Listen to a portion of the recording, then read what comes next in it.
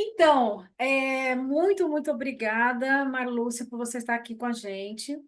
Essa entrevista, ela é uma entrevista que está sendo realizada com vários profissionais de museus e com teóricos e práticos da regeneração. Eu sou a Lucimara Letelier, sou pesquisadora em museus regenerativos pela Universidade de Leicester, aqui no Reino Unido, e estudo as práticas sustentáveis, sociais e ambientais aplicadas a museus. Eu estou entrevistando hoje a Marlúcia Santos de Souza, ela é diretora do Museu Vivo São Bento e vai contar um pouco para a gente dessa experiência. Então, bem-vinda, Marlúcia, e agora eu vou iniciar aqui, se você tiver alguma questão, antes da gente começar. Não, pode começar. Ah, então tá bom.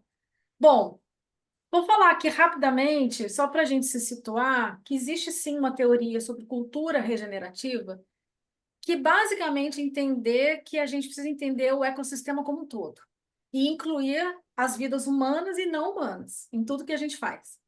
Reconhecer que a questão social e ambiental do colapso andam juntas e que a gente tem um desejo de regeneração do planeta pensando em lugares que podem ser regenerados.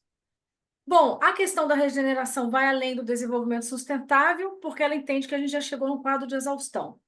Ela inclui restauração, reconciliação e prioriza os sistemas vivos, quando a gente está pensando em gestão de projeto.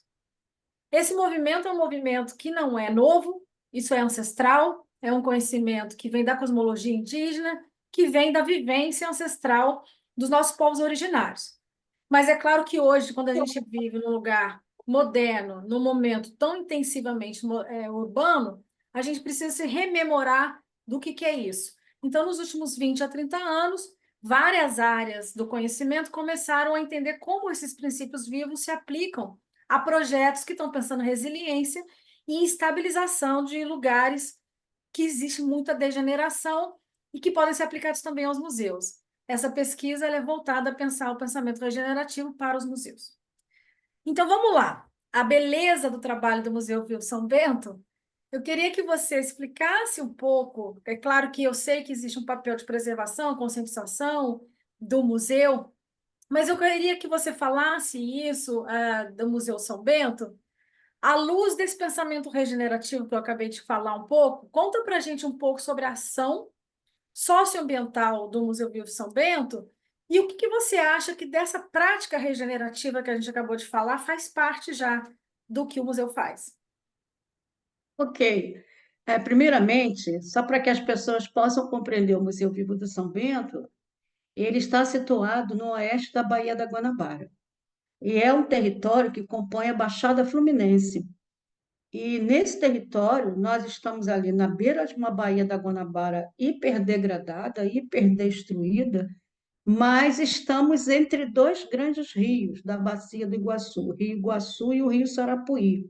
E ao fundo, nós temos o maciço da Serra do Mar, que aqui recebe o nome de Serra do Tinguá, Serra de Petrópolis, Serra dos Órgãos, da Taquara. Então, esse território da Baixada, ele está entre a Baía da Guanabara, mas tem uma muralha serrana que o cerca. E, historicamente, esse território é um território muito já marcado por processos de inundações, né? Pela sua própria natureza. Lembrando também que, no passado, a Baía da Guanabara era só um braço de mar, né? Mas que, posteriormente, já com o processo de aquecimento e aumento dos fluxos de água, né? Entrando pelo território brasileiro, isso também vai ocorrer na Baía da Guanabara. Então, o nosso território onde nós estamos, no passado, ele também já foi um território afogado, ou então ele sofreu com essa expansão frondina da Bahia, onde mesmo o museu está, já foi mar, né, no passado, e apareceu aqui algo, peraí. Então, ele já tem essa caracterização. Quando começa as primeiras ocupações humanas, esse território, então, ele está ali coberto de Mata Atlântica de um lado e manguezal, esse bioma da Mata Atlântica.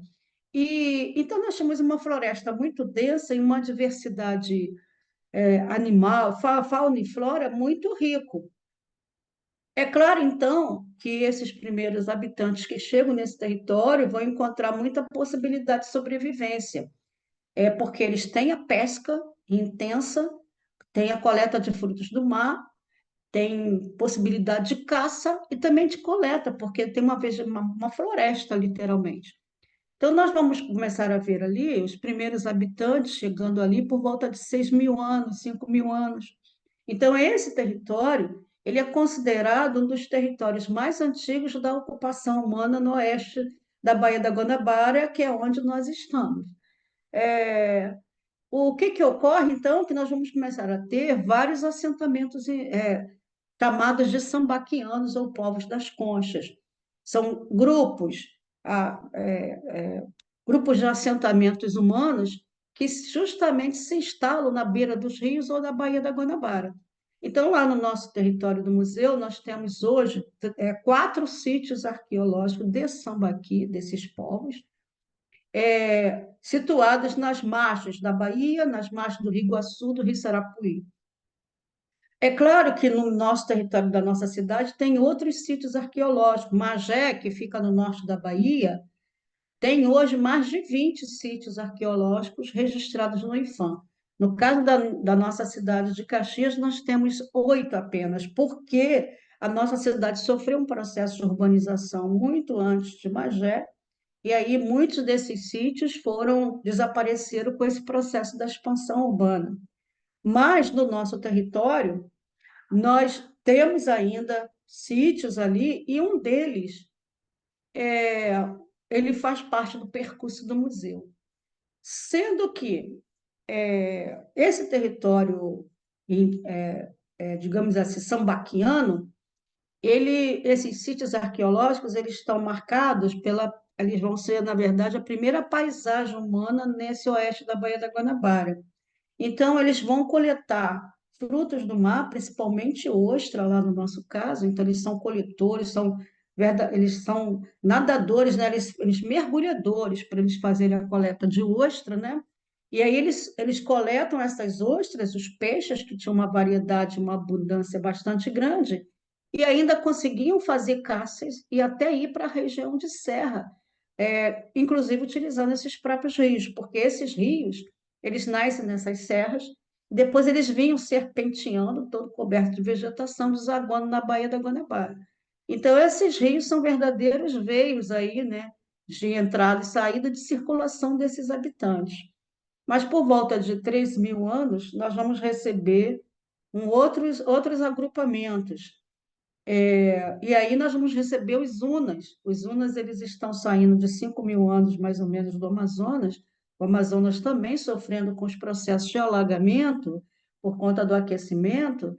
E aí isso vai fazer uma expulsória de vários grupos indígenas que estavam no Amazonas. Nós vamos ver, por exemplo, no Amazonas, grupos para sobreviver, retirando saibro, argila e formando montes, né?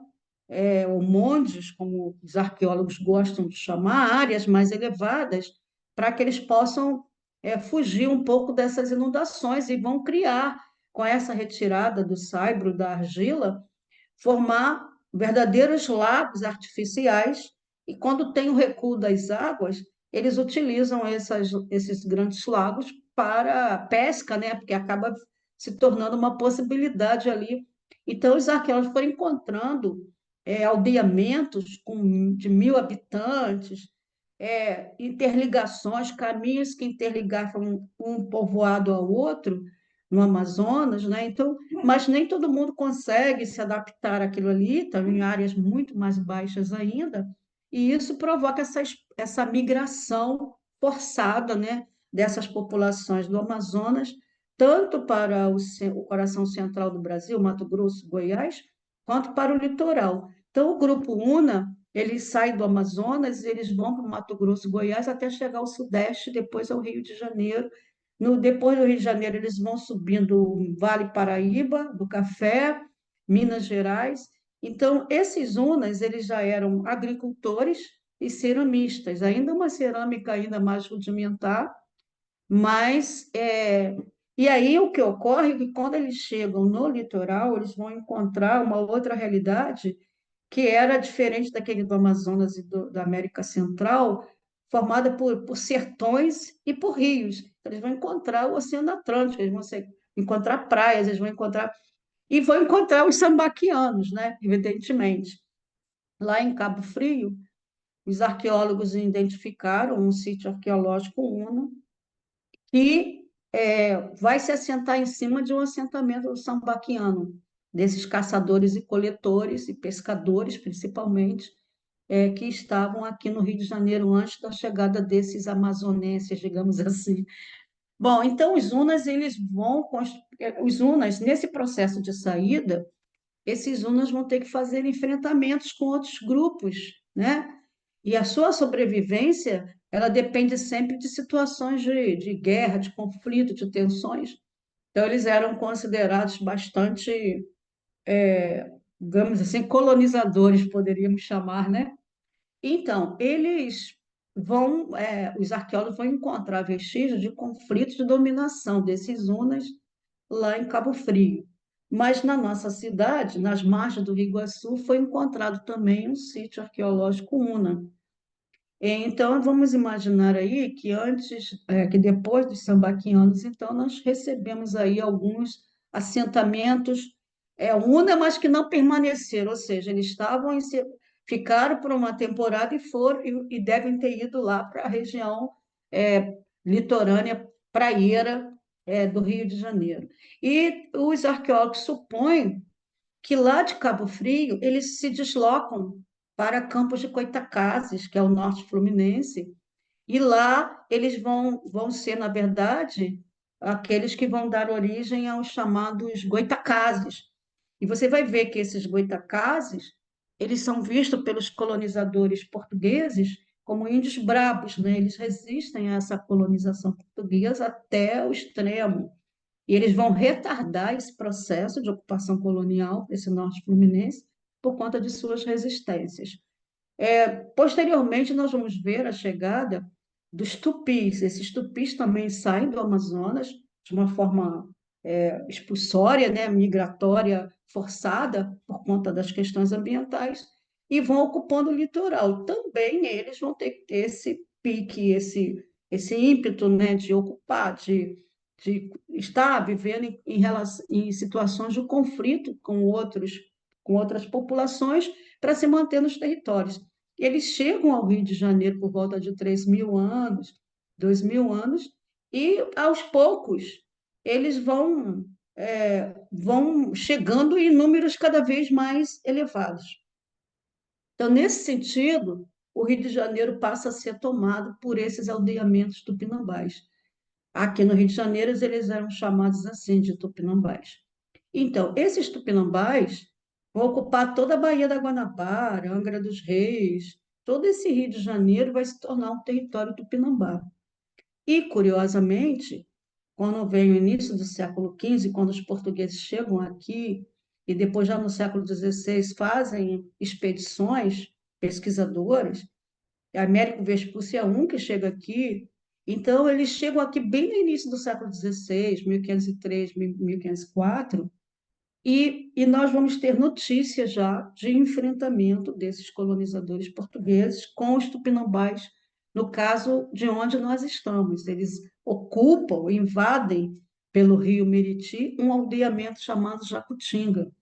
E aí existe nas cartas do Vasconcelos, jesuítas, notícias de que esses portugueses levam para Portugal 40 tupinambás escravizados, a maioria de mulheres, porque era muito comum naquela época esses navios chegarem no Rio de Janeiro, no litoral, chegarem com fome, depois de 2 meses, 3 meses de viagem, de Portugal até essa costa brasileira, chegar com fome, precisando de água potável, de mulher, enfim, de tudo. Então, os saques era algo bem natural, bem normal, bem para aquela época, né? Então, essa Bem aldeia Jacutinga normatizado, né? Normatizado. é normal para eles, É.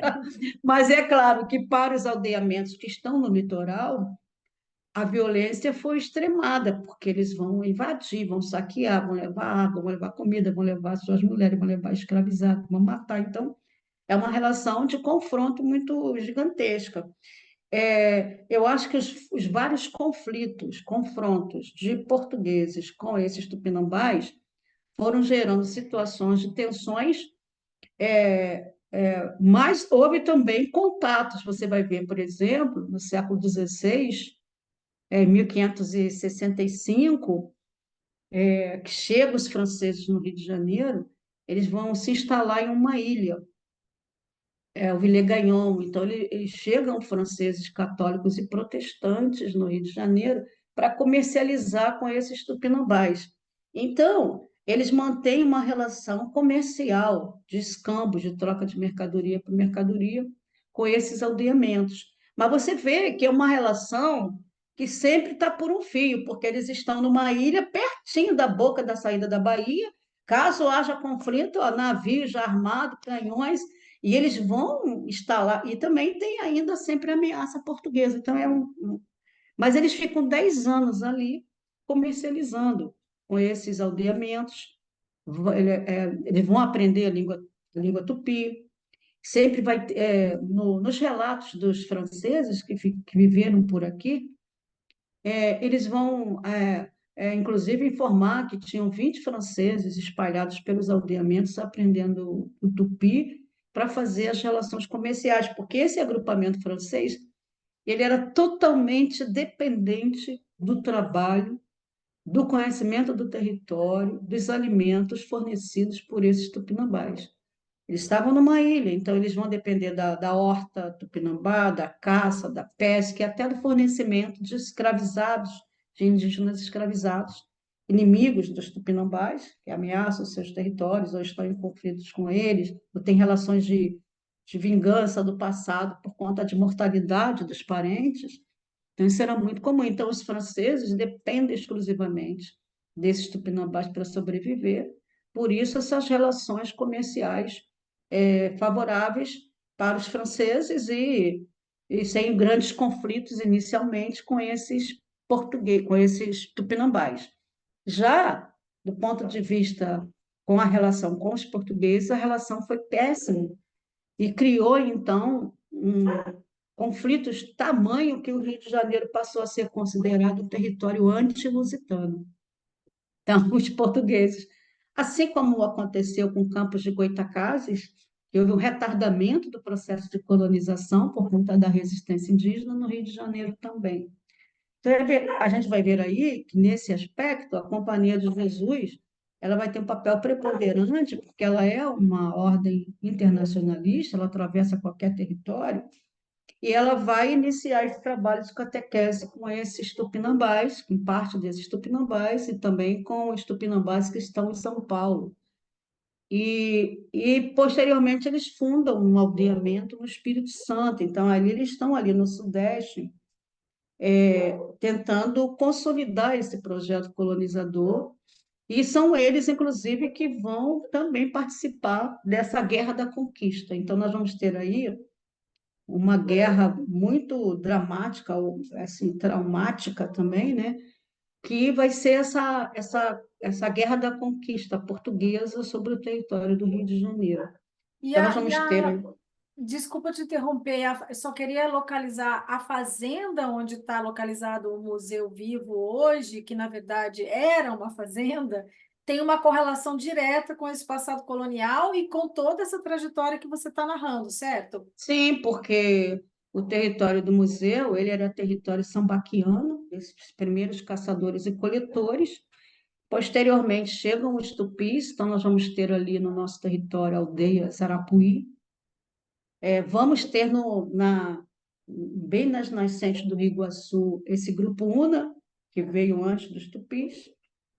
Lá nas nascentes ainda temos um grupo Marambaia, na Serra Tucanos, e no centro da cidade de Caxias tinha também a aldeia Jacutinga, essa que foi invadida. No fundo da raiz tinha a aldeia das Velhas. Então, onde hoje está a refinaria de Duque de Caxias, tinha o aldeamento Jaguaré. Então, nós mapeamos muitos, olha, tinham mais de 40 aldeamentos no entorno da Bahia. Os demógrafos imaginam ali mais ou menos uns 100 mil habitantes tupinambás nesse Rio de Janeiro, antes dessa Guerra da Conquista. Quando veio essa Guerra da Conquista, aí você vai ver que os nossos sarapoenses, os nossos tupinambás que estão no nosso território, eles vão estar nesse conflito com os portugueses, uma guerra terrível. E nessa guerra, os portugueses vencem, eles vêm com os indígenas catequizados, também com toda uma frota dos colonizadores que já tinham se assentado em São Paulo, São Vicente. Esses caras saem dessa região e vêm para a conquista do Rio de Janeiro. E nessa época era muito também o discurso de Guerra Santa, que era mais um discurso, por conta da presença de protestantes no Rio de Janeiro, nessa colônia francesa. Agora, pasme, essa colônia ela foi chamada por o padre TV, que era cosmólogo aí do rei da França, de França Antártica. Mas o Rio de Janeiro nunca foi uma França Antártica. Era uma ilhazinha antárticazinha, digamos assim, porque o Rio de Janeiro era Tupinambá. E quando ocorreu a guerra, o próprio Villegagnon tinha entrado em conflito com os protestantes que estavam na ilha e eles foram expulsos da ilha. Eles se abrigaram nos aldeamentos tupinambás.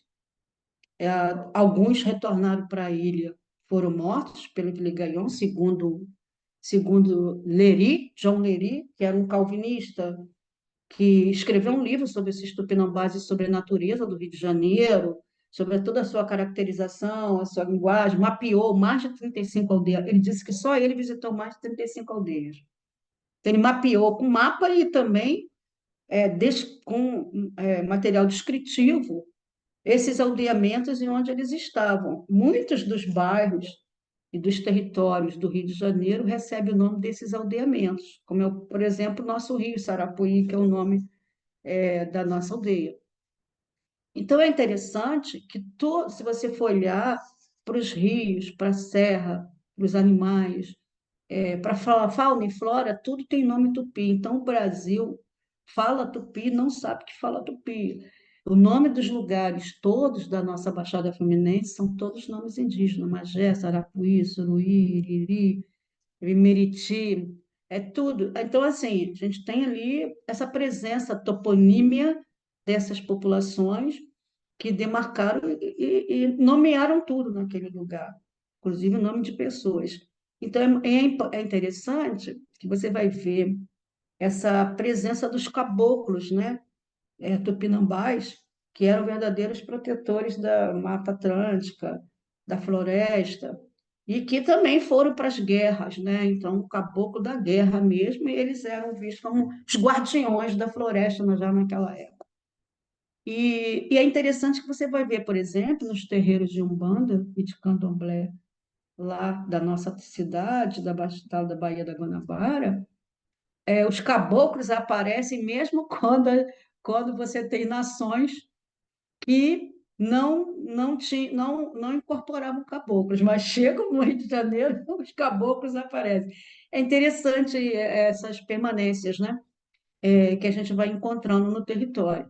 Bom, aí o que ocorre? Nesse processo de guerra, o nosso território, ele foi já, olha que absurdo, ele já foi doado para um colono português, que estava lá em São Vicente, São Paulo, um desses conquistadores, chamado Cristóvão Monteiro, cara muito, ele estava associado a uma outra família ferreira, e essa família Ferreira era ligada, tinha um parentesco com João Ramalho, que foi aquele português que fica lá no São Paulo e que vai se tornando indígena lá, passa a viver com vários aldeamentos, casa com todo mundo, vira parente de todo mundo, vira um cacique.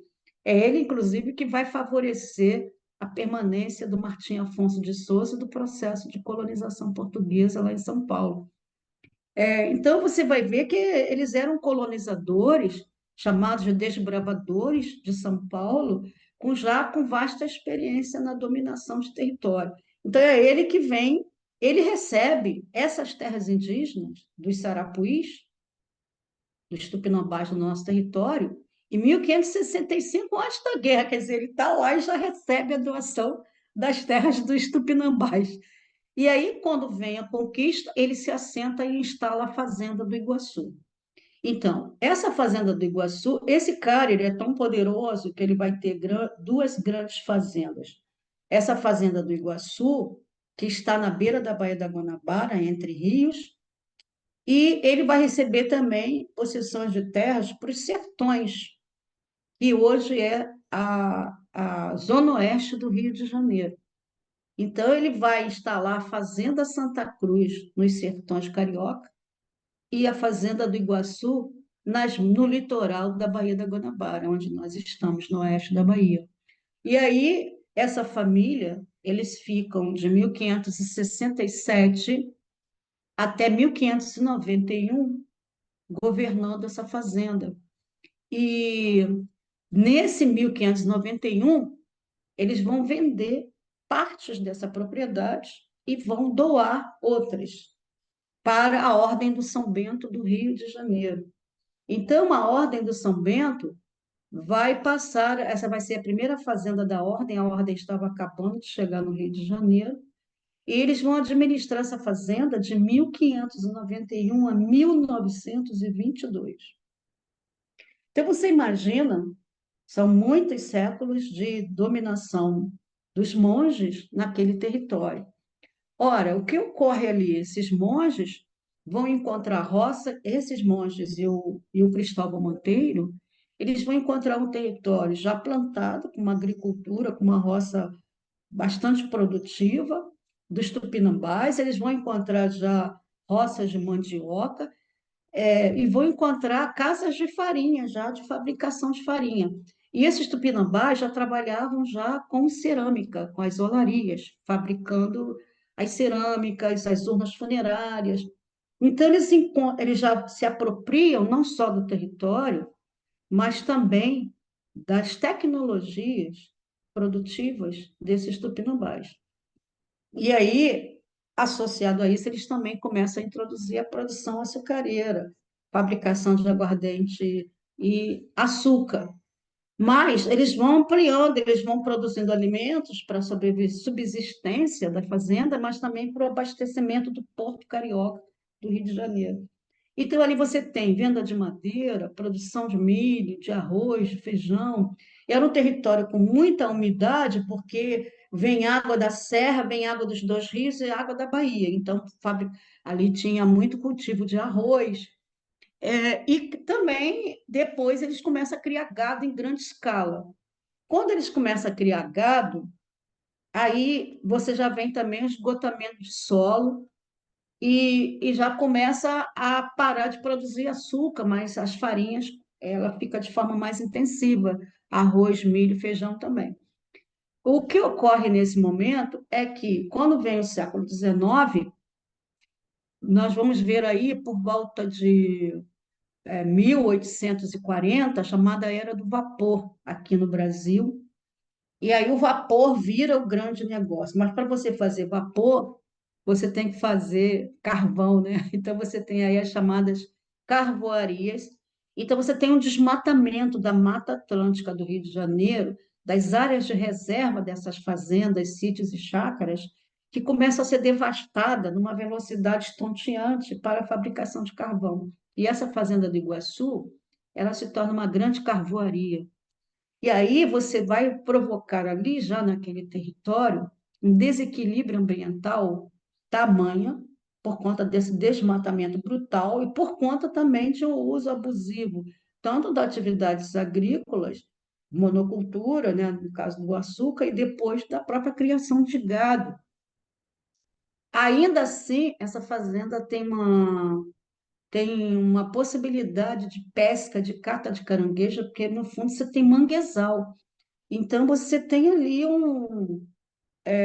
um território que se recupera, inclusive com as inundações, né? As inundações, mas é um problema que aquele território começa a sofrer com as enchentes cada vez mais velozes. Então, em 1596, desculpa, em 1896, o governo estadual já é obrigado a fazer uma comissão de saneamento da Baixada Fluminense para conter o avanço das doenças, principalmente da malária e das enchentes, das inundações. E nesse sentido, já começam já os estudos sobre as bacias hidrográficas, sobre aquela natureza e as intervenções necessárias para conter essas enchentes, essas inundações.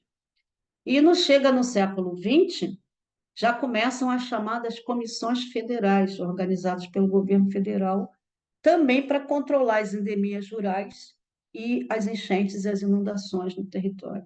A primeira comissão de saneamento, ela vai provocar, digamos assim, um dos maiores crimes ambientais para essas cercanias da Guanabara, porque ela vai fazer a retificação dos rios.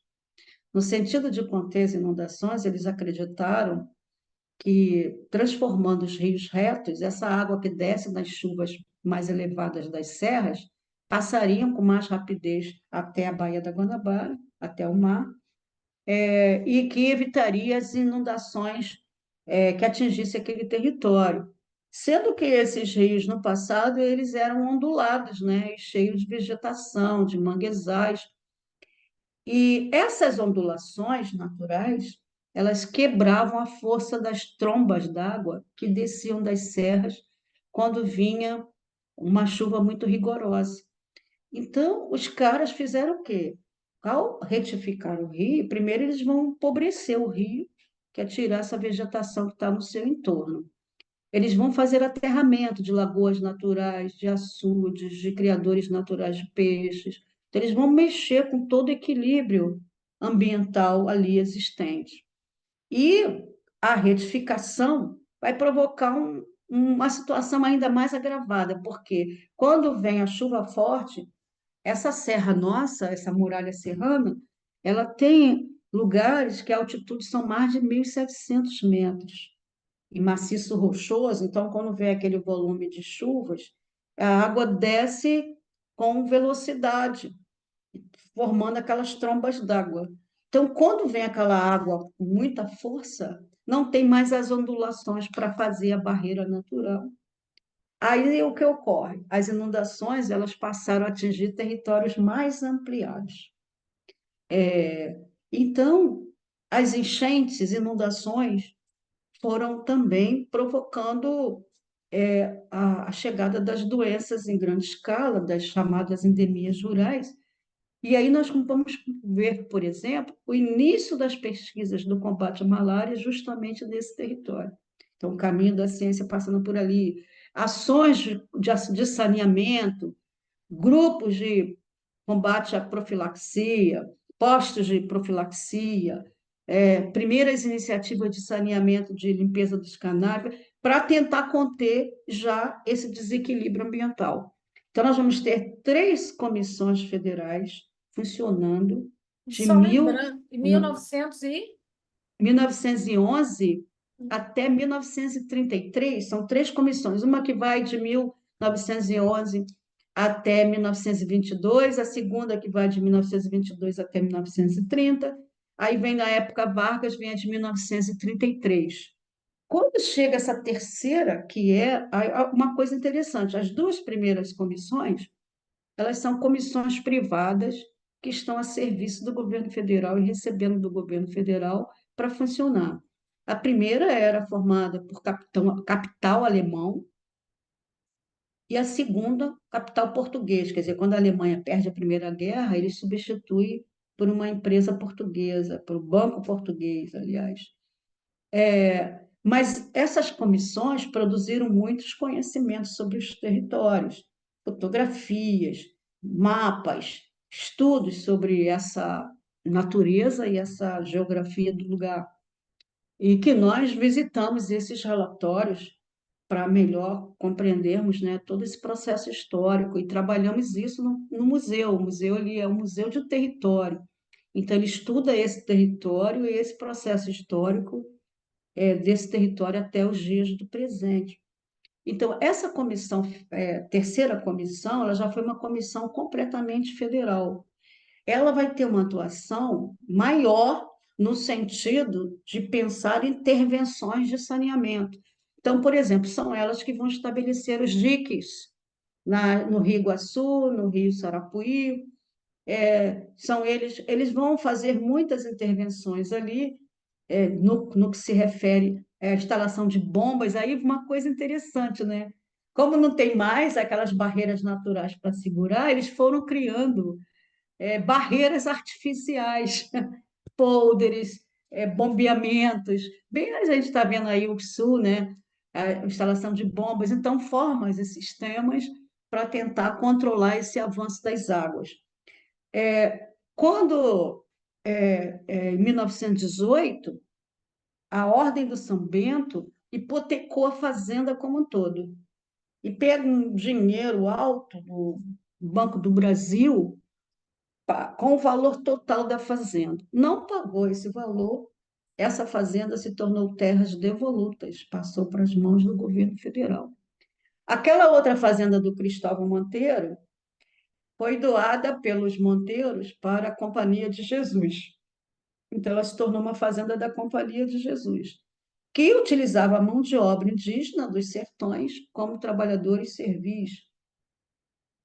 Os monges utilizaram mão de obra indígena também, mais agregada, servil e africano escravizados. Então, nossa fazenda, ela chegou a ter 100, 200 e poucos escravizados.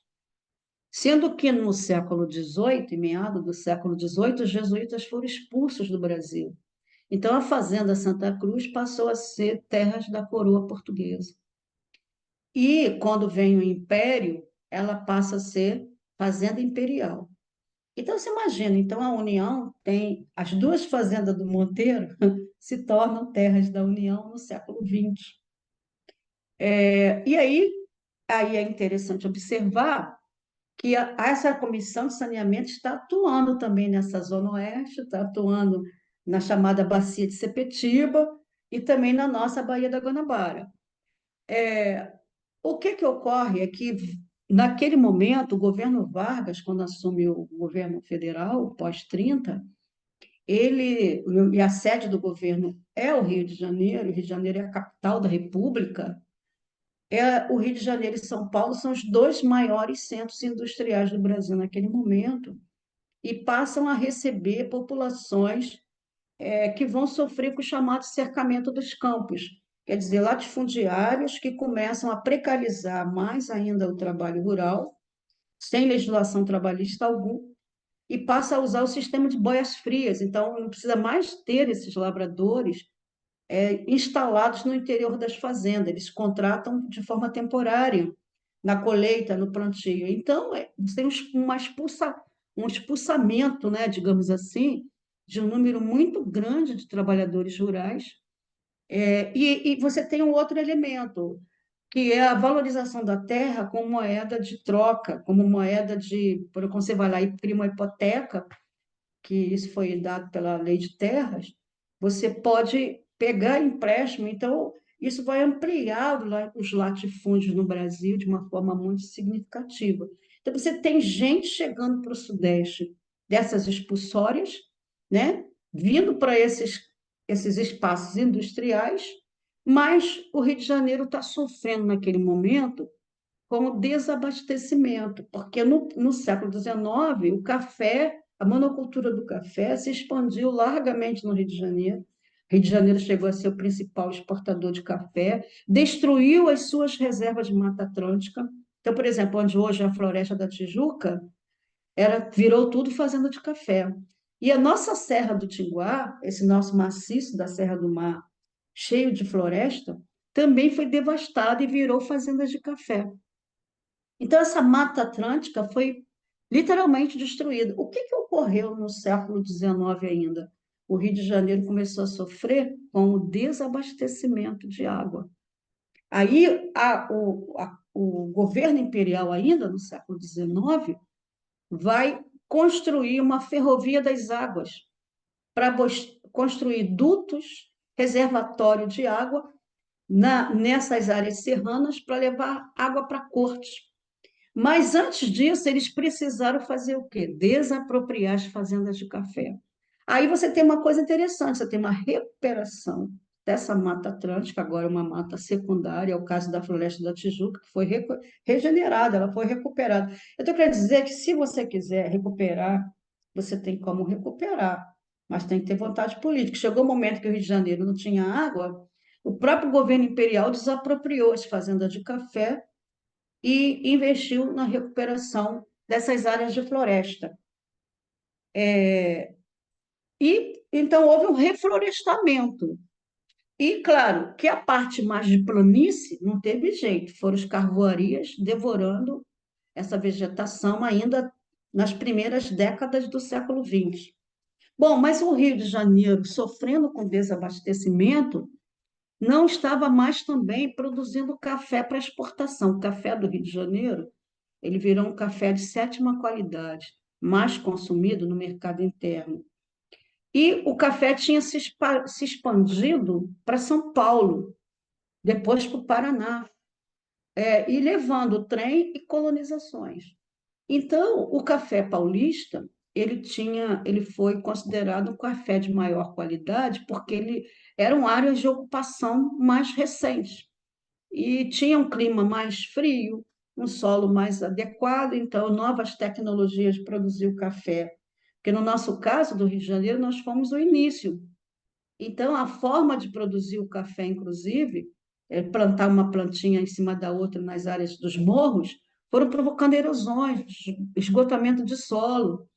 E já para São Paulo, a tecnologia já foram outras, os caras já tinham experiências, usaram também mecanizações, e já até começa com a imigração europeia também para completar a necessidade de mão de obra, já que as africanas já foram se reduzindo por conta do fim do tráfico externo de africanos escravizados.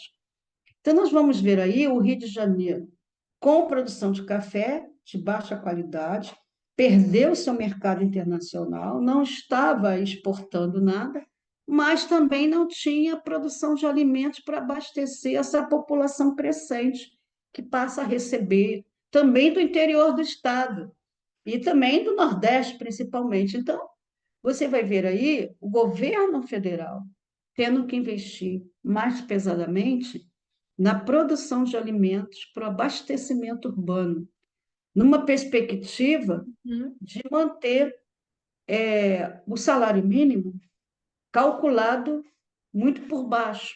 Então, porque o salário mínimo ele era calculado baseado em três requisitos: moradia, transporte e alimentação. Transporte, eles investiram em ferrovia. Em moradia, eles investiram também em construções de habitações populares pelo Brasil afora. Mas, no caso do Rio de Janeiro, o governo Vargas vai instituir núcleos coloniais. Uhum. Esses núcleos coloniais, eles pegaram essas fazendas, vou pegar o caso da nossa fazenda do Iguaçu, como estudo de caso. Eles instalaram 4 núcleos. Eles pegaram toda a nossa fazenda, que só para você ter uma ideia, a nossa fazenda ela pega 3 municípios da Baixada: Caxias, uma parte de Caxias, uma parte de Belfor Roxo, uma parte de Nova Iguaçu, tudo margeando o Rio Iguaçu e o Rio Sarapuí. Então ele pegou essa fazenda, dividiu em 7 glebas. Dessas 7 glebas, cada gleba eles dividiram por sítios rurais e assentaram colonos, colonos alemães, portugueses, é, é, instalaram, alguns suecos, muito pouco, mas eles instalaram uma colônia japonesa, tanto na Fazenda do Iguaçu, que virou o núcleo colonial São Bento, quanto na Fazenda do Cristóvão Monteiro dos Sertões, que é da Fazenda Santa Cruz. Lá eles também criaram o núcleo colonial de Santa Cruz. Então, teve colônia japonesa no núcleo colonial de Santa Cruz e no núcleo colonial São Bento. Então, aí eu quero chamar a atenção que a Baixada vira um cinturão verde de produção de alimentos diversificados para atender ao espaço urbano do Rio de Janeiro. Mas também ela se torna um campo de uma área de pesquisa do governo federal no combate à malária, produção de sementes, pesquisa sobre melhoria da produção de alimentos.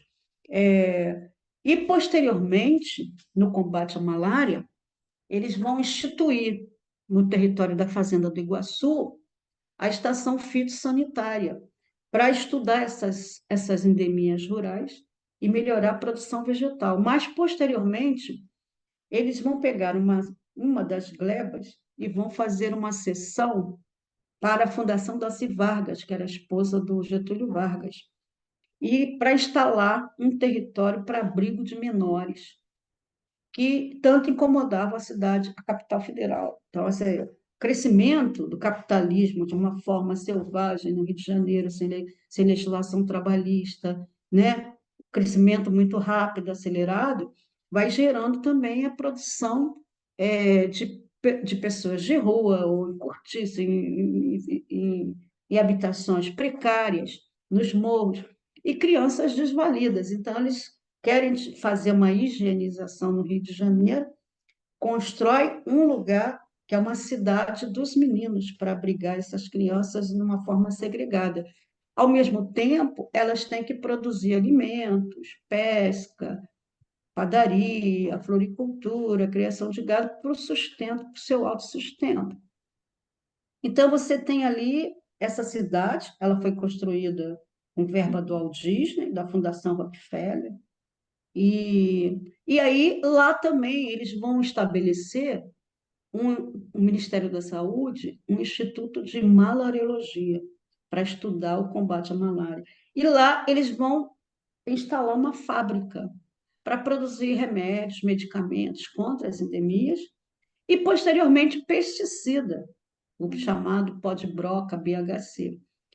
Aí eles vão começar fazer a dedetização domiciliar para combate à malária, eles acabam com a malária, mas a OMS, a Organização Mundial da Saúde, logo depois já vai proibir o uso desse pesticida, porque ele é altamente agressivo à saúde humana, então ele provoca Parkinson, câncer, nascimentos degenerativos, e ele contamina tudo, céu, água, mar e gente.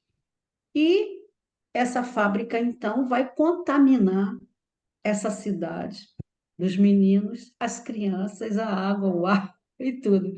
Sim. Então, as crianças, e aí já na década de 90, as crianças são retiradas dessa cidade. Ela hoje, ainda hoje, ela é um dos maiores problemas ambientais do país. Esse pesticida, ele não ninguém conseguiu até hoje, apesar de todos os estudos, neutralizá-lo. Ele é uma das grandes injustiças ambientais do nosso território, do museu. As crianças foram retiradas, mas hoje tem 1.300 pessoas vivendo nessa área contaminada.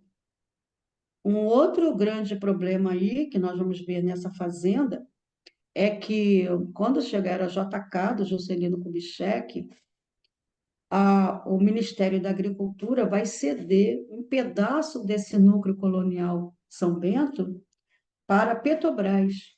E aí a Petrobras vai instalar em 1957 a Reduc, a refinaria. Aí já começa um agravamento da realidade ambiental do território do museu, porque primeiro, eles vão impactar muito o território. Esse território ele já tinha sido impactado anteriormente por instalação de dois grandes corredores rodoviários. A Estrada Rio-Petrópolis, em 1928, e depois a variante da Rio-Petrópolis, que hoje é o Washington Luiz, que você atravessa do Rio de Janeiro para chegar à região serrana de Petrópolis. Então, esses dois grandes corredores cortam o território da fazenda. E em 1886 ainda, teve um outro corte, que foi da ferrovia Leopoldina Railway. Então, estou querendo chamar a atenção que a Leopoldina Railway e esses dois corredores rodoviários, eles vão impactar o ambiente já de uma forma intensa, porque ao colocar pontes, eles já vão fragilizar a circulação fluvial, as embarcações, que só conseguem passar agora as embarcações menores. Deu para entender? Então, e Sim, faz isso para eles colocarem essas rodovias e a ferrovia. Eles vão aterrar áreas, eles vão desmatar, eles vão aterrar mangue. Então, eles vão impactar ambientalmente profundamente já o território. E no caso da ferrovia, foi mais grave, porque a ferrovia era aquela ferrovia movida a vapor. Então, Por exemplo, era a Fazenda do Iguaçu que fornecia madeira e carvão para a Carvão. ferrovia, para ter uma ideia. Então, você É, imagina a devastação do território enorme. já com tudo isso. Aí, para completar, vem a refinaria. Quando chega a refinaria, ela está se assentando em cima de manguezal, na beira da Baía da Guanabara, nos fundos da nossa fazenda, quer dizer, na área de preservação de mangue da nossa fazenda. Então, o que que você já tem ali? Ali você tinha antes pescadores, catadores de caranguejo, de siris, que viviam daquela da pesca, e você tinha um ambiente que, apesar da degradação realizada pela própria Comissão de Saneamento, e pela Rodovias e Ferrovias, mas ainda você tinha ainda não tinha ainda uma contaminação tão poderosa nos nossos rios como vai acontecer a partir da instalação da Reduc. Quando vem a Reduc, ela está recebendo petróleo bruto pela Baía da Guanabara, as grandes esferas para armazenamento do produto bruto, todo o processo de transformação de refinamento, e logo na frente você tem as esferas com material refinado. Isso vai atrair multinacionais e outras indústrias chamadas de engarrafadoras e distribuidoras. A ESSO, por exemplo, que é holandesa, né? Então, tantas outras indústrias que foram se assentando armazenando esse material refinado para distribuição. Então, olha só que loucura, a cidade começou a ter um polo petroquímico gigantesco. Aí você vai ter fabricação de graxa, depois termoelétrica, depois, ainda em 1962, o governo federal vai instalar a primeira Petroquisa. Aí você já tem borracha, polímeros. Então, você tem É, um tem, parque desculpa te ter. industrial poluidor. Sim, sim, sim. Não, eu não quero te interromper, eu estou aqui pensando só no tempo que a gente tem. E tão importante, né? Você está trazendo uma narrativa do progresso destrutivo, uma narrativa do que aconteceu no território, de um progresso que a gente está tentando mudar na sociedade a noção de progresso que a gente quer para sair do É, paradigma extrativista para o paradigma regenerativo, que é tão difícil. é. Eu queria, só para lembrar, né, por causa do que eu imaginei do seu tempo aqui com a gente, como que as ações do museu vão trazendo à tona para as novas gerações esse entendimento do território degenerado e que ações vocês vêm fazendo nesse pensamento da regeneração, né? Porque Eu só, tem eu, muito que eu- você traz que não necessariamente está na consciência da própria sociedade. Como é que vocês vão é. trabalhando isso? Mas só um minutinho antes, deixa eu só chamar a Sim. atenção para esse polo petroquímico e gás químico. Você tem lá a Braskem, tá? Aquela que destruindo agora o Alagoas, nós temos a Braskem também lá, tá? Eu estou querendo chamar a atenção que o nosso território começou a ser impactado por acidentes ampliados. Vazamento de óleo, vazamento de gás. E aí o vazamento de óleo vai contaminar nossos rios e a Baía da Guanabara, vai impactar a vida dos pescadores. Você tem aí explosões, vazamento de produtos químicos. Então, vazamento de pó de alumínio. Então, o território do museu ele é muito impactado por tudo isso. Para completar, na década de 70, em plena ditadura, também o governo vai ceder uma parte das terras dessa fazenda para abrigar o aterro metropolitano do Jardim Gramacho, que você deve ter visto já pelos documentários da Estamira, o maior lixão da América Latina, e era lixão literalmente, na beira da Baía da Guanabara, em uma área que era uma área praieira de porto, de piquenique, de visitações de turistas, certo? Então, olha só, no território da fazenda. Então, a fazenda do Iguaçu, ela foi abrigando um conjunto de injustiças ambientais. Na década de 90, as milícias começam a chegar e vão para perto das nascentes do rio, no território dessa fazenda, que são terras da União, e vão estabelecer chamados areais. Eles retiram areia, quando eles fazem as cavas para a retirada da areia, eles usam produtos químicos para clarear a areia e vão formar lagoas artificiais, mexendo no lençol freático, mas uma lagoa artificial que vai impactar solo, contaminada, né? Então, por exemplo, em um território muito pequeno de área rural de produção agrícola de lavrador, eles vão avançando sobre as áreas de Mata Atlântica, instalando esses areais. Então, nós temos lá mais de 20 cavas, algumas delas maiores do que o Maracanãzinho, para você ter uma ideia. Olha, não há. Então, eu estou querendo chamar a atenção que o território da fazenda ele foi se caracterizando como zona de sacrifício da cidade e do oeste da Baía da Guanabara. De toda a Baixada Fluminense, é onde tem a maior concentração, num espaço pequeno, nas margens de dois grandes e importantes rios, na beira da Baía da Guanabara, você tem esse tamanho de degradação ambiental, de contaminação, de produtos químicos pesados.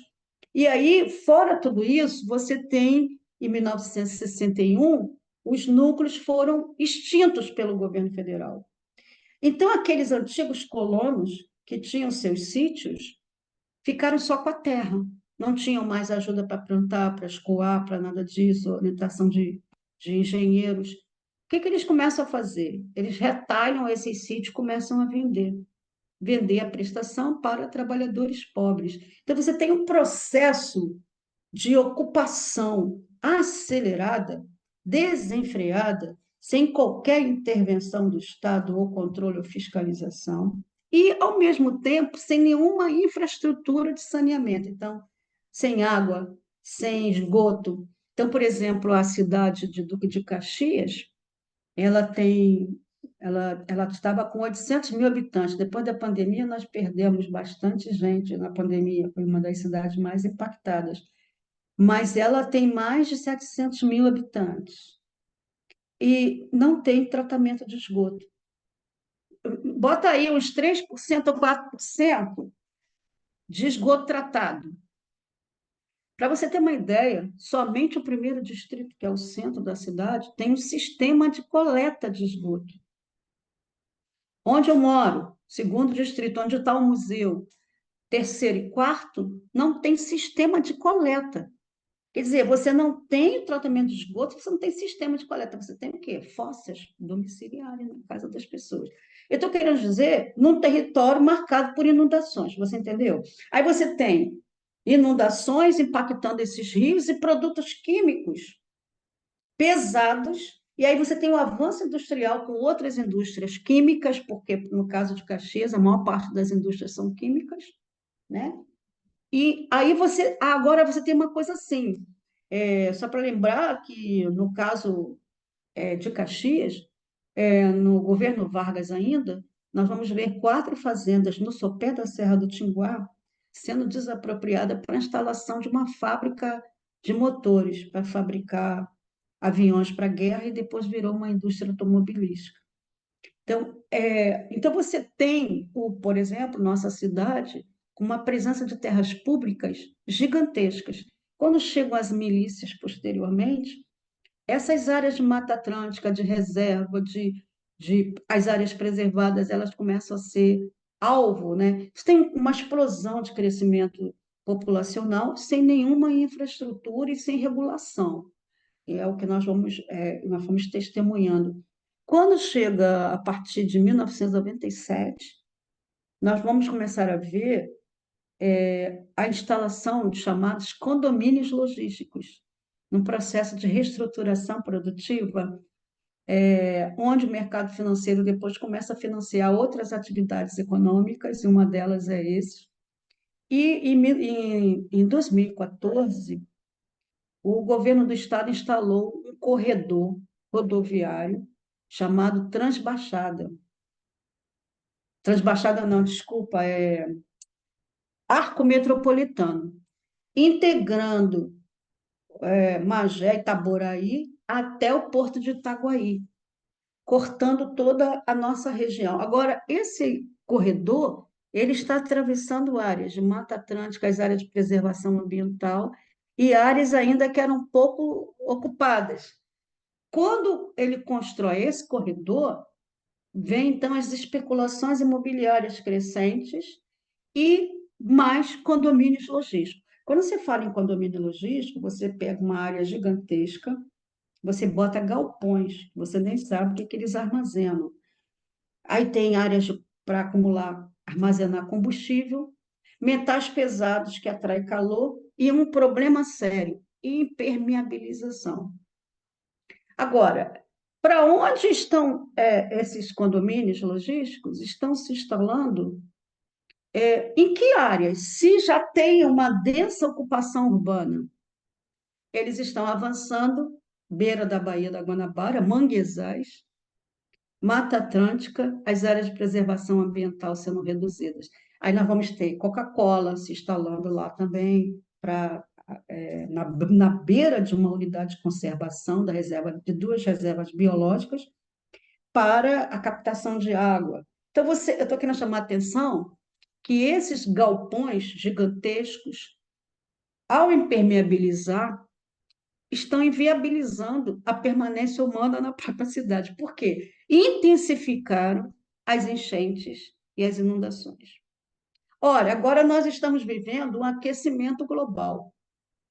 E, com certeza, o aumento de fluxo das marés da Baía da Guanabara, de volume de água entrando, também se intensificam. E também das chuvas ou secas longas ou chuvas longas, que nós já estamos sentindo esse ano, nós tivemos uma situação alarmante ali. Então, por exemplo, quando você tem chuvas com as águas descendo das serras, se a chuva acontecer depois das 11 horas, você já tem o fluxo da maré, que é a subida da maré da Bahia, entrando com água por dentro dos nossos rios. Então, você tem água descendo e água entrando pela Bahia. Agora, imagina numa situação de aquecimento global, o aumento do fluxo de água. Então, por exemplo, a gente tem tido períodos de seca maiores, mas também períodos de chuva maiores, não é?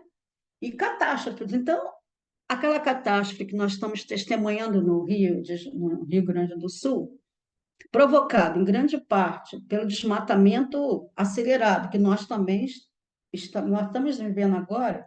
Só para você ter uma ideia, em 2018, a Caxias, a nossa cidade, ela ficou em segundo lugar em desmatamento no estado do Rio de Janeiro.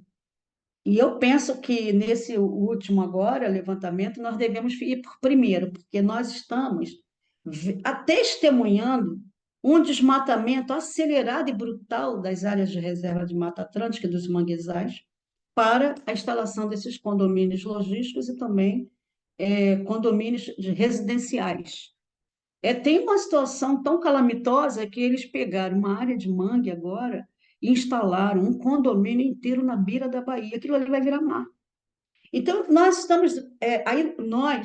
estamos testemunhando tudo isso. Aí você pensa assim, o que que nós, lá do museu, que estamos sofrendo com tudo isso, com o aumento das enchentes?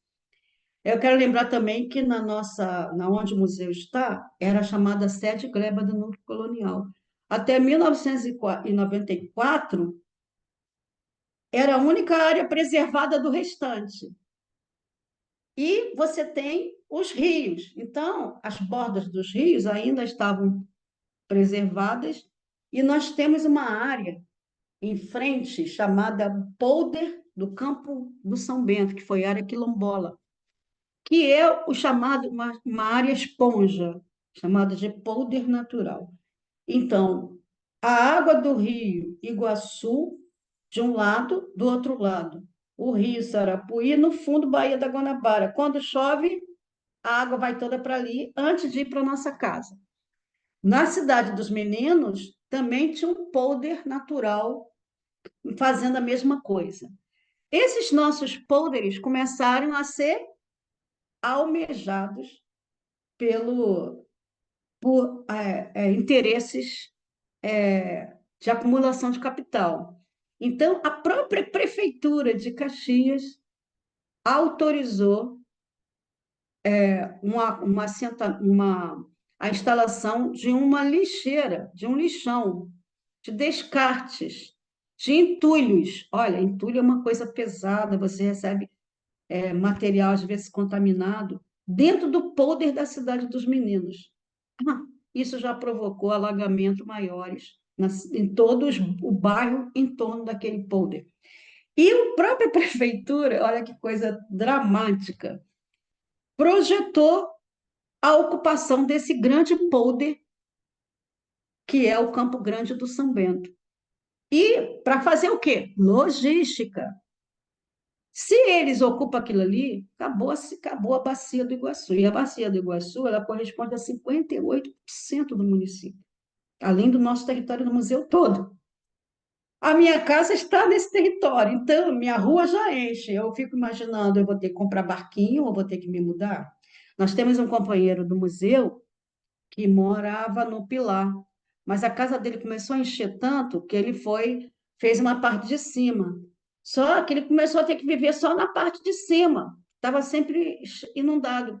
Chega um momento que o filho dele começa com problemas respiratórios, começa tudo. Ele teve que se mudar. Então, eu estou querendo chamar a atenção que aqueles que nem podem se mudar estão tendo que conviver com essa situação da perda de tudo. Então, assim, lá no nosso território, onde está o museu, onde é o território da fazenda, e também nas áreas do campesina, que é onde tem esses areais, a gente está acostumado com uma cultura das enchentes, que é todo ano. Só que antes era assim, dezembro, janeiro, fevereiro e março. Agora nós estamos tendo que lidar com as inundações o ano inteiro, conviver com isso o tempo inteiro. Então, o que o museu aí entra o museu, porque em 1997, De qual é o esse papel, né? E território. como que vocês É, entendem essas interrelações do museu com todo esse cenário social e ambiental devastador?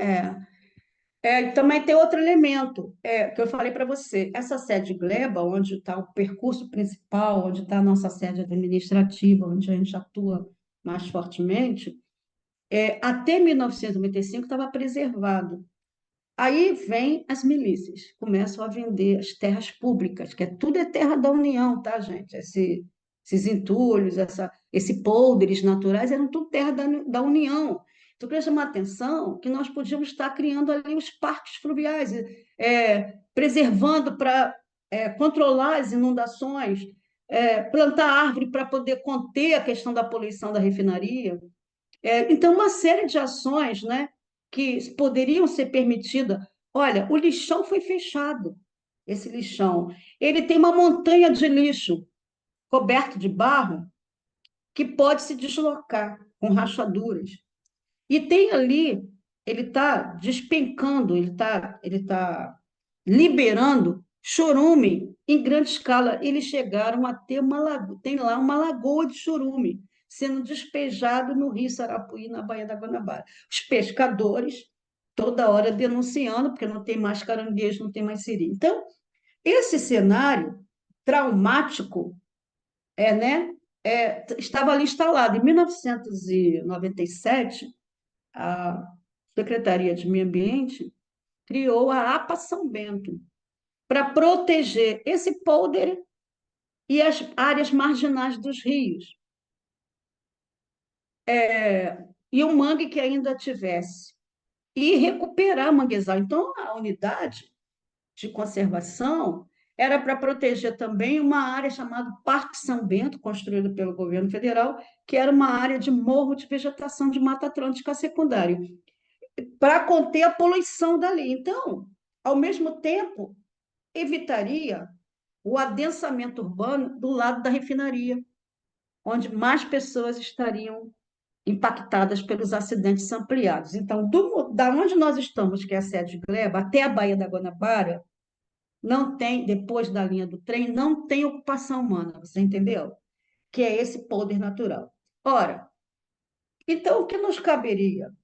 Continuar preservando esse pulmão, essa esponja, investir em reflorestamento para conter os impactos dessa indústria petrolífera.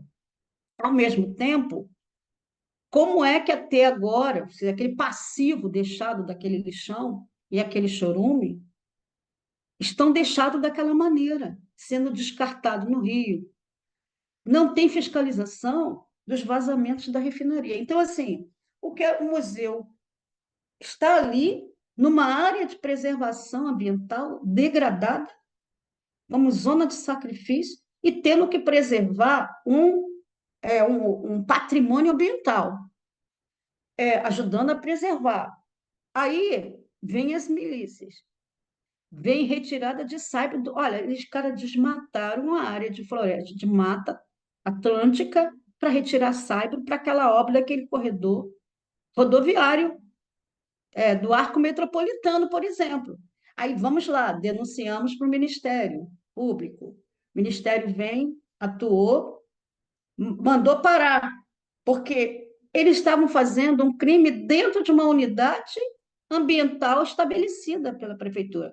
Agora, pasme, quem deu autorização? A própria Secretaria de Meio Ambiente. Você entende a lógica, loucura que o museu tem que. Para o museu, é uma coisa assim, a gente, como é que você lida com uma realidade dessa? Você tem uma unidade criada pela prefeitura, a própria prefeitura autoriza a retirada de saibro, que era proibido, devasta uma área verde de morro, provoca barreira de desmoronamento, e posteriormente, essa é uma coisa surreal, não fiscaliza, aí você tem uma ocupação desenfreada, miliciana, desregulamentada, sem controle nenhum, para trabalhadores pobres, que vão se instalar na beira do rio, dos rios, populações ribeirinhas. Quando vem agora as enchentes, essas populações ribeirinhas é que sofrem. Aí tinha uma APA, não tinha sede. Aí, naquela época, a própria secretaria pediu que o museu abrigasse as reuniões da APA. Então, o museu não tem também como ficar de fora para acompanhar esse debate. Aí, toda uma luta lá para construir um condomínio para retirar a população da beira do rio. Conseguimos construir lá com o projeto Iguaçu, com o governo do estado. Na hora de colocar a população, o prefeito foi lá e colocou outras pessoas. Ou seja, não tirou ninguém da beira do rio. Então, assim, a gente fica numa situação, vivendo numa área com gente armada, insegura, que governa o território. E que, aí, assim, fazem rua, fazem asfalto, botam luz, vendem terra da União. E, inclusive, ameaçam e invadem é, os nossos patrimônios arqueológicos, dos sambaquianos. Então, não, é assim, uma coisa surreal. E então o museu ficou pensando, a partir daí, primeiro que nós fomos participando da APA e de todas as lutas da APA. E, constantemente, tivemos que fazer contatos com o Ministério Público Federal. Isso vai também criando tensões entre a própria prefeitura e o próprio museu, porque na medida que o museu defende a questão ambiental, ela vai também se contrapor a projetos de expansão capitalista selvagem, digamos assim. Então, assim, são marcas de tensões que estão no território. Ao mesmo tempo, como trabalhar com a população, as inundações, as enchentes, quando enche tudo lá. A gente tem um zap lá das comunidades todas. Fizemos um estudo de cada comunidade junto com elas, mas, de outro lado, é um território todo controlado, administrado, como eu falei para você. Então, é difícil. Aí tem uma das ocupações ali que ela está ela tem um apoio da Universidade Federal do Rio de Janeiro no sentido de pensar ações sustentáveis. Então, moradias sustentáveis, energia solar, agricultura comunitária. Então, com tecnologias, biodigestor, outra forma de lidar com lixo. Então, como, assim, estamos num território altamente degradado, como pensar, já que tem uma ocupação que foi feita não pela milícia, mas pelos movimentos de moradia, como manter e preservar uma área verde, como fazer uma outra forma de ocupação do solo, né? É, outra coisa também que a gente conseguiu Esse é um fazer, ponto importante, porque eu queria te perguntar sobre a sua opinião sobre o desenvolvimento sustentável como uma forma de tentar conter ainda o que não está danificado, e como uma ação possível de se pensar essas interrelações entre o social e o ambiental, né? Que por muitas vezes, para muitas instituições ou museus, organizações, essa forma de vocês pensarem o social e o ambiental toda integrada não necessariamente acontece, né? Então, no nosso caso, nós não temos escolha, isso está entendeu? tudo junto, integrado, né? Como um único sistema vivo entre o social e o ambiental. Aqui lá não tem, assim, você pode ter um museu que tenha escolha. No nosso caso, nós não temos, porque ele está na nossa porta, na nossa casa, no nosso território, e ele está nos impactando. A poluição da Reduc me impacta, o acidente que tem lá me atinge. A enchente ataca a minha casa, você me entendeu? Então eu não tenho Ele não como, vem separado, ele já chega junto, né? O tá social e tudo o ali. ambiental. E assim, e são muitas injustiças no mesmo lugar. Então, é difícil, mas assim, nós acreditamos que é possível alterar essa realidade e recuperar. Por exemplo, nós trabalhamos, se você pegar a nascente do Rio Iguaçu, ela tem águas limpas. Então, aquelas cavas, por exemplo, que dos areais, um passivo deixado pelos areais, porque aí eu quero chamar a atenção que houve lutas para paralisar com esses areais, e muitos areais foram fechados por conta das lutas dos trabalhadores rurais, dos ambientalistas. Mas tem cavas lá abandonadas. Para você ter uma ideia, tem cava lá com jiboia gigante comendo peixe, criação, criando peixe numa área contaminada. Então, o que, que nós vimos? Que existem pesquisas sobre essas cavas que nós podíamos estar investindo para contratar pesquisadores para analisar a qualidade dessas águas. Se esse passivo já está ali dessas lagoas, elas podem ser recuperadas, as que são contaminadas, elas podem virar criadores de peixes, elas podem virar área de lazer, elas podem. O que fazer dentro daquela realidade ali já instaurada de degradação? A outra coisa é que nós trabalhamos, esses rios podem ser recuperados.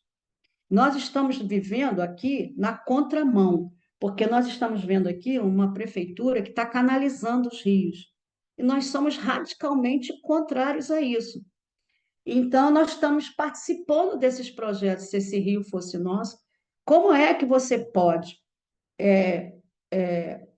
brigar e lutar para que haja o saneamento, o tratamento do esgoto, que construa esse sistema de coleta, sistema integrado de coleta, o tratamento desses esgotos, uma fiscalização do que essas indústrias estão produzindo, ações de controles maiores e de investimento em segurança para evitar os acidentes ampliados, a preservação dos polders e até estabelecimento de novos com reflorestamento para combater uma legislação mais rigorosa, porque o que nós vimos no governo anterior, do Bolsonaro, foi um desmonte total das políticas ambientais. Então, só para você ter uma ideia, a sede da APA, São Bento, era no interior da, da APA, e ele era deliberativo. O governo do estado quis passar duas estradas na beira dos rios, acabando com o resto da vegetação e canalizando esses rios que são potentes, sem imaginar o impacto disso. Nós fomos contra, conseguimos barrar. Mas o que, que eles fizeram? Acabaram com o conselho gestor das nossas unidades, no interior das nossas unidades. Criaram um conselhão mosaico consultivo, ou seja, nós não temos mais nenhum instrumento legal de proteção ambiental dos territórios nossos. Você, Para es- completar, você escuta, Marlúcia, questionamentos sobre se esse é um papel de museu? Ou seja, você está falando de um sim, lugar de pressão por legislação, denúncia, para além do lugar de preservação e educação. Como é que você responde isso, se é papel de museu lidar com tudo isso? a gente Eles não falam isso porque quando nós criamos o nosso museu, nós botamos que ele é um ecomuseu.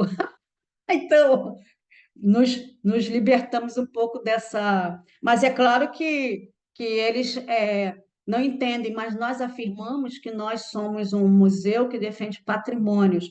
E lá nós trabalhamos com patrimônio arqueológico, o patrimônio histórico, patrimônio ambiental e o patrimônio humano, porque você sabe que a Baixada ele tem os grupos de extermínio, os desaparecimentos, as desovas. Então, a vida humana também vale pouco. Então, nós também trabalhamos como a vida é o maior patrimônio da cidade. Então, evidentemente que esse trabalho de educação ambiental que a gente realiza, ele está dentro dessa perspectiva de proteção do patrimônio territorial. O outro aspecto que também que é importante é que a própria nossa sobrevivência enquanto museu, senão vamos ficar inundados também. Então, por exemplo, nós conseguimos, aí eu vou só te dar um dado aqui importante, que é aquela área polder do campo do São Bento, do Campo Grande do Campo do Bomba, aliás, que é o grande nossa grande esponja, nosso grande polder natural, Terra da União, fazia parte da nossa unidade de conservação. O prefeito retirou a metade, assim, a nossa área toda, ele pegou o Campo do Bomba, que fica entre a Washington Luiz e a ferrovia, ele retirou da área de preservação para receber esse condomínio logístico deles lá. Mas aí a nossa luta pela preservação desse campo do Bomba tem sido gigantesca. E aí nós nos associamos aos movimentos ambientalistas, ao Foras, que é um fórum que tem na nossa cidade que é bem poderoso. Tem um outro fórum que foi criado no próprio numa reunião, num seminário, que é o Fórum dos Atingidos pela Indústria do Petróleo e Gás. Então eles também são, a gente também faz parte desse fórum. Nesse fórum tem pescadores, tem ambientalistas, E tem tem estudiosos. um trabalho comunitário bastante enraizado. Agora, esses trabalhos todos que são feitos, incluindo, né, o que eu vi do turismo tóxico, que é muito forte, Toxitur, grande, Toxitour, é, os trabalhos que vocês fazem recebem visitantes de fora da comunidade, ou seja, que vêm conhecer esse trabalho e passar pelas ações de vocês, ou é majoritariamente um público do território? é interessante sua pergunta. O Toxitur ele começou em 1992, na Eco 92. Mas ele começou com associações de moradores. Eu era da Associação de Moradores, de Federação, e eu fui uma das organizadoras do primeiro que era Percursos pelas Injustiças Ambientais. Posteriormente, quando eu também sou uma das fundadoras do museu, a gente continuou com esse trabalho, que é esse trabalho de visitação a essas injustiças ambientais. O que que nós fazemos no Toxitu? Nós recebemos um grupo de ônibus e andamos. Ele vai visitar o lixão, ele vai passar pela refinaria, pelos polos, ele vai passar pela Cidade dos Meninos, pelos areais e pelas áreas de injustiça da nossa APA São Bento. Então, ele vai ver essas injustiças. Evidentemente que nós fazemos esse percurso com estudantes das escolas públicas, professores, comunidades, mas nós recebemos também um público externo bastante interessante. Por quê? Por exemplo, quando teve com qualquer encontro ambiental que tem no Rio de Janeiro, sempre tem os ambientalistas que querem ir para as periferias. Aí sempre tem o ônibus deles para vir para o Toxitur. O Toxitur ele é feito por nós e pelo FAP, pelo Fórum dos Atingidos pela Indústria do Petróleo e Gás. Então, por exemplo, nós recebemos um ônibus de estudantes da Alemanha, com professores da Alemanha, que são estudantes de urbanismo. E aí eles vieram fazer o Toxitu conosco. Nós já recebemos grupos de estudantes norte-americanos, já recebemos de São Paulo, recebemos ano passado um grupo de intercâmbio, que tinha gente de vários. Porque, assim, quando surgiu o FAP, o Fórum dos Atingidos pela Indústria do Petróleo e Gás, ele surgiu a partir de um seminário que nós ajudamos a organizar, que foi o chamado 50 anos da Reduc, danos e perdas. Não, é, é vantagens e desvantagens, tipo assim, né? E, e aí começamos a refletir o que, que era esses 50 anos de ter uma refinaria na cidade, é daí nasce o FAP. Então, da partir da experiência do FAP, que nós fazemos parte, e que muitas vezes as reuniões ocorrem no museu, Uhum. o povo do Espírito Santo que tem refinaria veio conhecer a experiência, veio fazer o Toque-Situ, dali eles criaram o FAP deles lá no Espírito Santo. Hoje tem FAP também em São Paulo. E nós recebemos lá no final do ano passado um encontro de intercâmbio, com apoio até da FASE, de representantes do Espírito Santo, de São Paulo, da Bahia, de Pernambuco, de áreas de conflitos com indústrias poluentes que impactam territórios.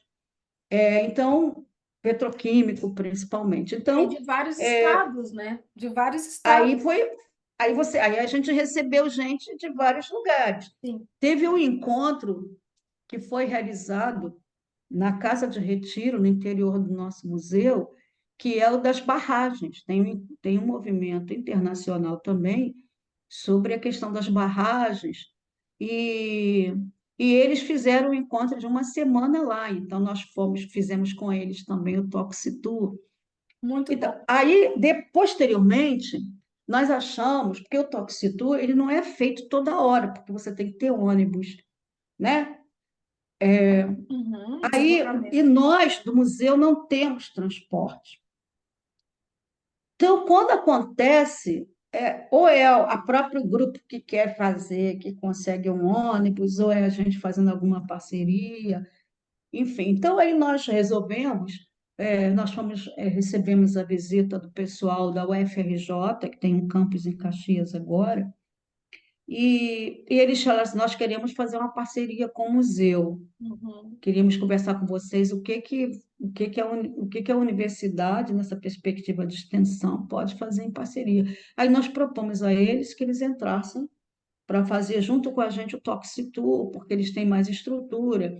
E Uhum. aí nós fizemos o quê? Todo um processo de formação com os professores da universidade, primeiro para o Toxitur, para eles se situarem. Então foi um processo mais longo de formação.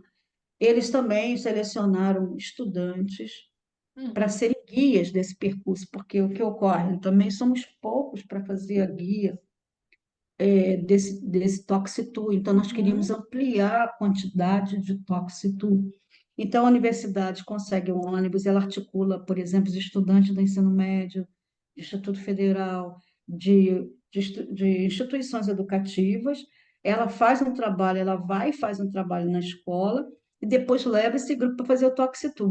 Mas mais do que isso, levar os seus próprios estudantes da universidade para o Toxitu. Qual é o objetivo? Sensibilizar esses estudantes e professores para investir em pesquisas Sim. na superação ou na regeneração, ou na recuperação dessas áreas degradadas. Um outro Perfeito. Tem aspecto uma também, expansão desse conhecimento do território para outros núcleos de pensamento. universidade. Então, assim, Universidade. as universidades também estão fazendo conosco aí, todas elas. Então, por exemplo, você tem um grupo de geografia da Rural, Universidade Federal Rural, lá de Seropédica, eles vêm com ônibus e fazem o Sim. Toxitu com a gente. Então, nós estamos influenciando nos currículos das universidades para pensar o território, mas pensar saídas, que nos Uhum. interessa também pensar alternativa. Aí eu vou te dar um exemplo que eu acho que dá para fechar um pouco com isso. Sim. Quando, quando o próprio governo quis se apropriar dessa terra da União, que é o Campo do Bomba, que é a nossa grande esponja, o Foras atuou no combate a essa iniciativa. Então, o Ministério Público, audiências públicas, pesquisas. Aí nós entramos em contato com a UERJ. A UERJ também fez um estudo detalhado sobre a Uhum. área, sobre as Uhum. inundações, as enchentes, é, confirmando o que nós já sabemos na prática, da inviabilização da construção de condomínios ali, que iria impactar mais ainda esse território já impactado. Mas só isso, aí nós conseguimos mobilizar parlamentares para construir uma nova unidade de conservação, que é o parque. Mas aí não tinha como ser um parque municipal, porque a gente tem tido dificuldade na relação com o poder público municipal, no sentido de que eles atuem na defesa do patrimônio ambiental. E eu já fui do conselho municipal, muitos conselhos, e a gente nunca conseguia muito avançar. Então, a gente foi para a esfera estadual, criar um parque, aí criamos um projeto de lei, que é o Parque Estadual Fernando do Bom, que está tramitando na LEF.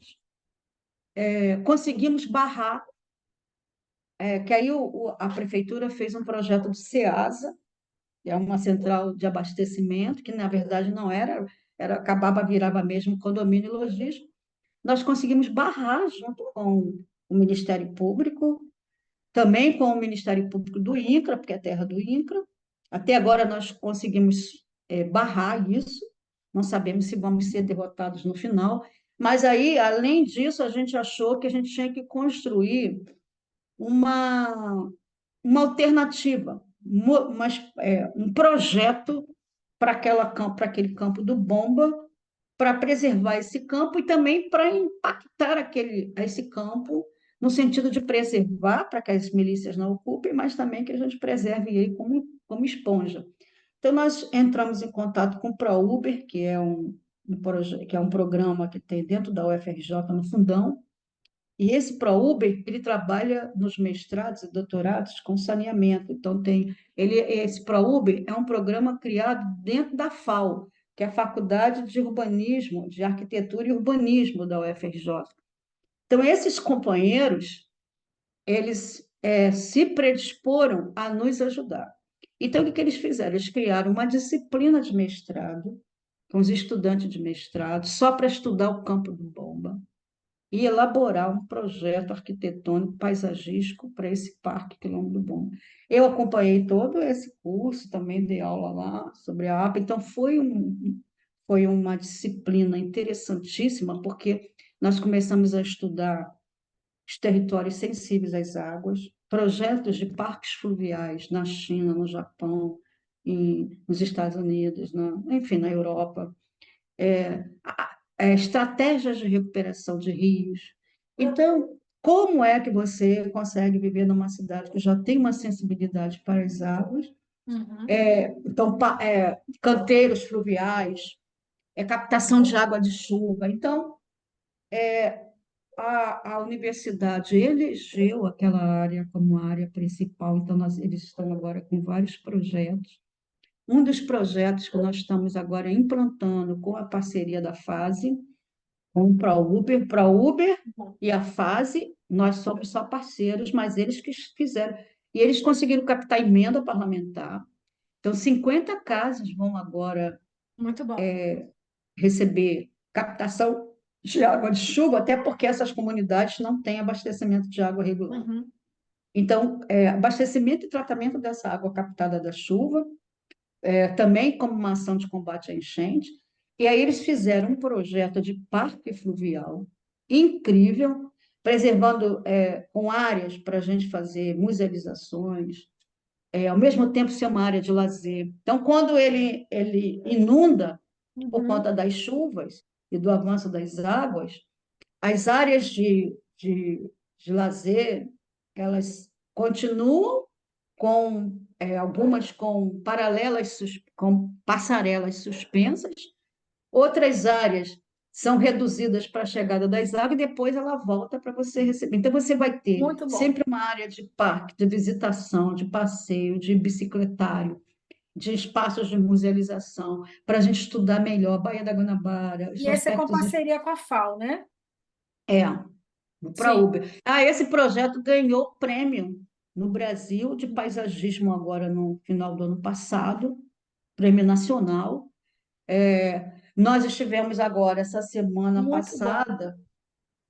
semana passada nós estivemos uma reunião com o INCRA para conversar também sobre esse território, como garantir. a preservação dessa área para o campo. Sim. Estamos ali, agora também conversando com o CMBio, enfim, estamos aí nessa Eu acho que movimentação. você está trazendo que a possibilidade de soluções é encontrada em rede, né? Em colaboração com a universidade, com outras associações.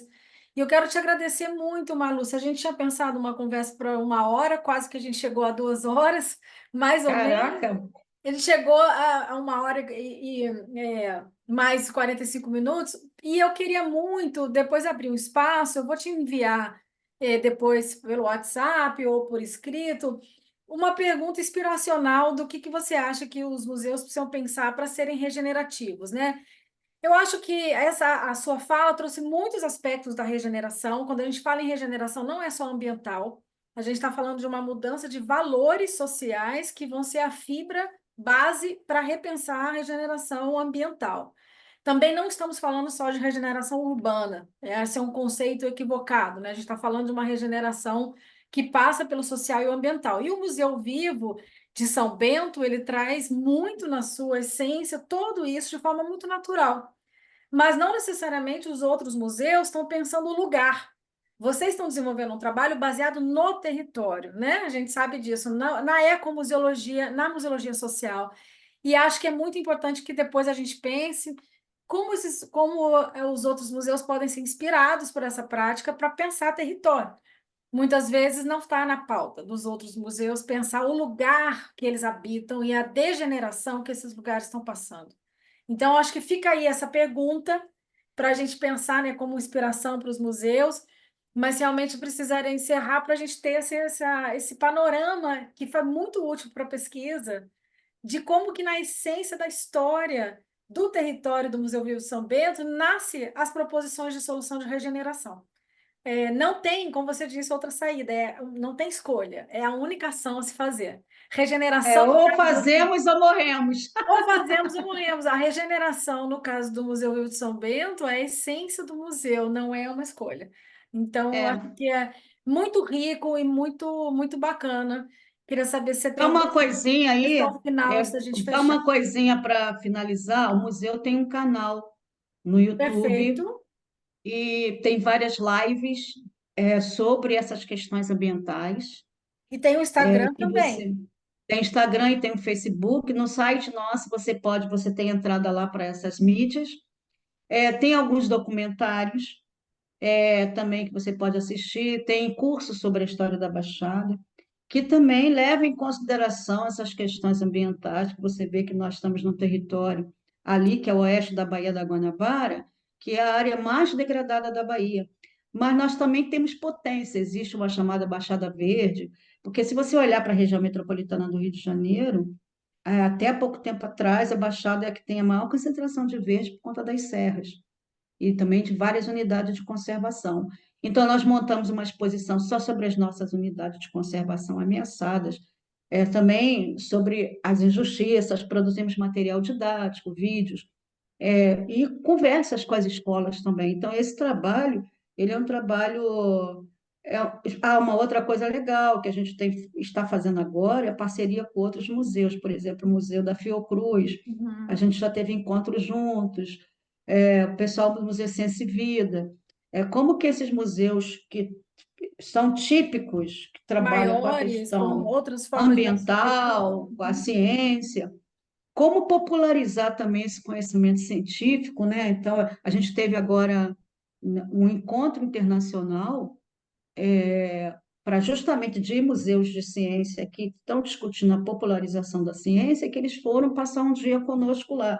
Então, eu estou falando assim que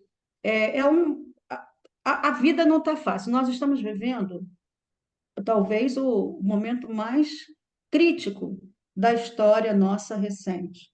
Porque nós não estamos lidando com um aquecimento natural como os primeiros habitantes nossos que saíram do Amazonas viveram. Nós estamos vivendo algo maior, catastrófico, que pode ser duradouro ou definitivo.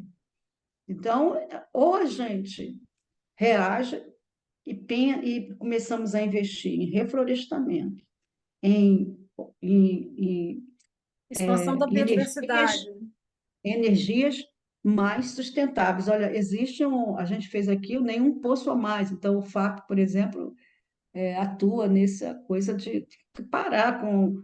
Tem que investir, parar de investir em energia fóssil. Então, Uhum. não adianta. Hoje é um momento crucial. É a gente pensar outras formas de energia, Sim. sabe? É a gente pensar reflorestamentos, é a gente controlar o capital desenfreado, é a gente apostar na regulamentação das coisas, legislações de proteção, recuperação das águas, dos rios. Ou a gente faz isso, ou não vai haver o amanhã. Então, eu acho que também estamos vivendo esse dilema, é isso. E é papel de museu, né, Marlúcia? É papel de museu, né? Porque é um museu que não cuida da vida, não serve para Não nada. serve para nada. Como diria Mário Chagas, querida, É, eu acabei de entrevistar aqui a Marlúcia Santos de Souza, e ela é diretora, né, e cofundadora do Museu Vivo de São Bento, faz um trabalho lindo, regenerativo, que junto com outros museus estão dando a sua experiência aqui para essa pesquisa sobre museus regenerativos pela Universidade de Leicester, que eu, como pesquisadora, Lucimara Letelier, estou desenvolvendo, pelo grupo de estudos em museus com sustentabilidade socioambiental aplicada. E você vai saber sobre o relatório assim que for publicado. Vou te informar tudo. Queria te agradecer muito. Pena a gente não poder seguir aqui conversando, mas isso fica gravado e que outras pessoas possam ouvir também. Tá bom? ok, tchau para vocês aí. Boa sorte na pesquisa. Tá bom. Muito obrigada. Obrigada pelo trabalho. Não é só por você, não é só pelo território, é por todos nós, pelo planeta também. Estamos Obrigada. todos conectados. Agradeço. Obrigada. Tchau.